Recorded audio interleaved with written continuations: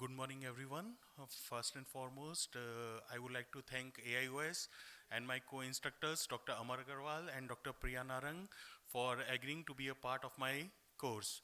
So today we will be speaking on hydrodialysis and sphincter tear following a case of trauma.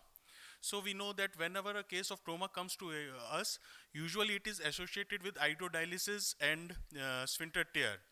So if we do only cataract in such cases, the patient will never be happy. So it is very necessary that we should, along with the cataract, we should fix the hydrodialysis and pupillary sphincter tear also. We have various pupilloplasty procedures, like we have the Sipsers, the modified Sipsers, the McCannels, the pupillary circlage, and last but not the least, the SFT or the single pass fourth throw pupilloplasty. Uh, the single SFT, which was started by Dr. Amar and Dr. Priya Narang, and which has gained a lot of popularity of late. And I think most of the surgeons, they prefer this technique nowadays. Also for hydrodialysis, if it is a small hydrodialysis, you can go for a small, double pass hangback procedure. But if it is a large hydrodialysis, you have to go for the swing technique or the modified swing technique. I'll show you some of these techniques, and my other co-instructors, they will just elaborate all these things. So, yeah.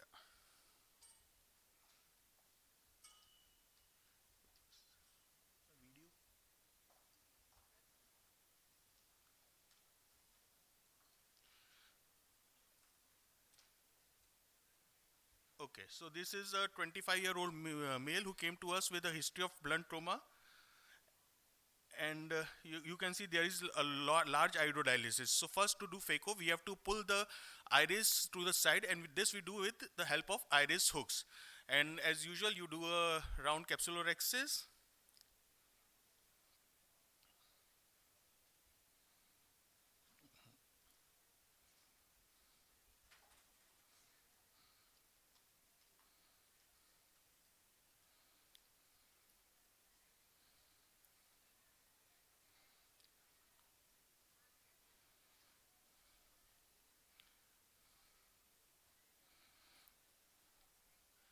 So after doing the rhexis, you pull the iris to the periphery so that it doesn't come in the center, and it doesn't catch up with the phaco probe.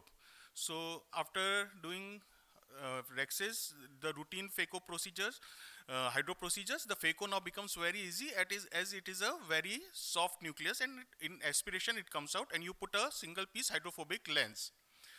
Now you take out the iris hook, and now what you see, there is a huge hydrodialysis. Now this is an animation. So here you pass a 90 or 10 prolene through the 26 number needle, and pass it through the iris, take it out through the red is the scleral tunnel that we have made, and we pull out the prolene suture, and this way the loop is made. And this is the modified swing method, in which we pass the loose suture through all the loops, and we tie it with the last end of the loose suture. So we get only one knot in this, which is buried in the scleral tunnel. So this is a real-time video. Here you are docking the needle 90 prolene into the 26 number needle, and now you'll see here as I told you, you have to make a scleral tunnel parallel to the limbus on the side of the hydrodialysis. This is so that the knot gets buried, and it is not problematic for the patient. You pass the needle with the prolene, and you pull the prolene suture out of the 26 number needle. Again, pull back the 26 number needle. Again, pass it through the iris and bring it out through the scleral tunnel. Again, you pull the prolene suture, and here you can use, as shown in the animated film, you get a loop. So again, here it is a large hydrodialysis, so we have to take the pass 3 or 4 times. Again, pass it through the iris and bring it out of the scleral tunnel. One more time, it is a large iridodialysis. Pass it to the iris and bring it out of the tunnel.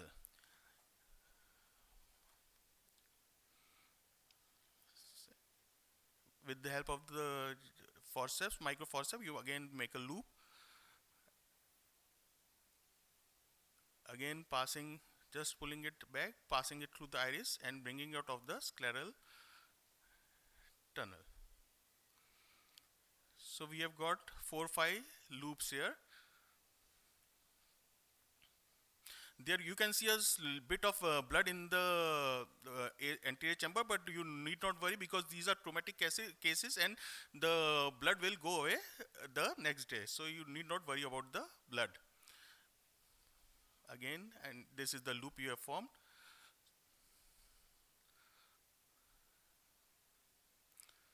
Now what we are doing is we are passing the loose suture end first through all the loops.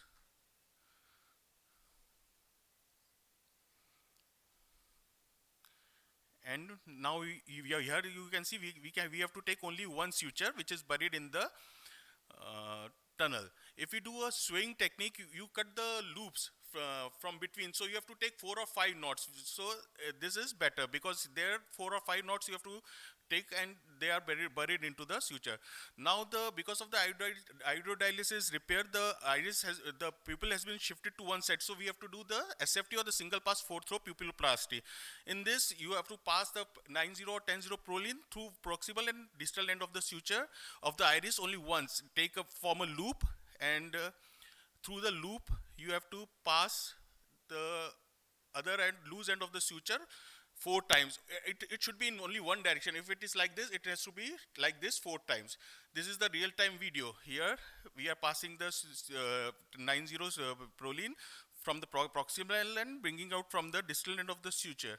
Because you can see, here we can see the edge of the IUL. So the patient won't be happy if we leave the patient like this. With the help of a Sinskey Zook, we form a loop. And now we are passing the loose end of the suture through the loop 4 times. So it is single pass. We are passing the needle through the anterior chamber only once, and 4 loops we are taking. And now gently we have to pull it so that there is no cheese wiring of the iris. So this is single pass 4-throw pupiloplasty, and this is how the patient looked the first day. Thank you for your kind. Thank you very much.